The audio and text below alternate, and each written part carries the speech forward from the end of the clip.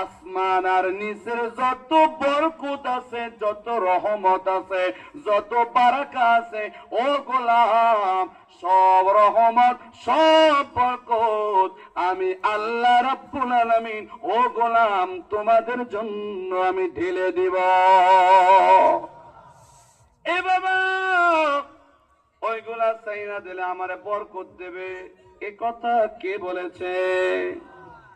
বরকত আল্লাহ উসিলা দিয়াও দিতে পারে, উসিলা না দিয়াও দিতে পারে। আমি দুইটা কথা, দুইটা হাদিস দুই দিকে শোনাচ্ছি, তাহলেই বুঝবেন।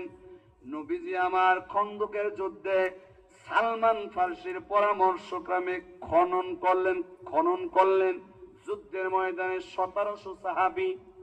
কত সাহাবী? 1700। এখন দুপুর বেলা কারো কাছে খাবার নেই, কারো কাছে দুইটা খেজুর, কারো কাছে এক পেয়ালা পানি। ওদিক থেকে যাবার এসে নবীজির কানে কানে বললেন, নবীজি আমার, আপনি একজন, আরো 4 জন, মোট কয়জন হয়?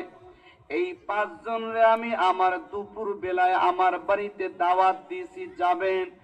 আমার স্ত্রীর ছোট্ট একটা বকরি আছে, উনি জবেহ করার কথা বলেছেন, আমি জবেহ করে দিয়ে আসছি, আপনারা সময় মতো যাবেন। নবীজি আমার মঞ্চে দাঁড়াইয়া কইয়া, আইয়ুহাল আসহাব, ও আমার সাহাবীরা শুনে নাও, জাবেরের বাড়ি আমরা যারা আছি এই 1700 সাহাবী, ও দুপুর বেলা দাওয়াত দিছে, চলো ওযু করিয়া নামাজ আদায় করিয়া জাবেরের বাড়ি আমরা পেট পুরে আজকে খাবার খাবো। সুবহানাল্লাহ, আল্লাহু আকবার। দাওয়াত দিছে কয়জন? আর নবীজি কয় 1700 সাহাবী, সব চলো। আচ্ছা, বিয়ায় মনে করেন 20 জন আইবি, এই জায়গায় 25 জন আইলেও মেজাজ একটু গরম হয়, যাক, হেবার কিছু কয় না, যেহেতু নতুন আত্মীয়, কয় কিভাবে। 30 জন আইলে মেজাজ আরো গরম হয়। এখন কথা ওনার লগে লাগার ছোঁয়া নেই যায় না।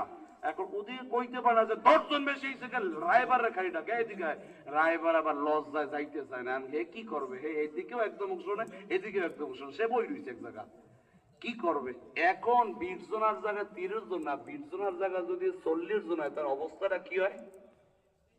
ইজ্জত সব শেষ। তো ওনার 5 জন দাওয়াত দিয়েছে, আর নবী কয় 1700 সবাই রে দাওয়াত দিয়ে কয়, লও অগবাড়ি যাইয়া আজকে পেট পুরে খাবো। সুবহানাল্লাহ।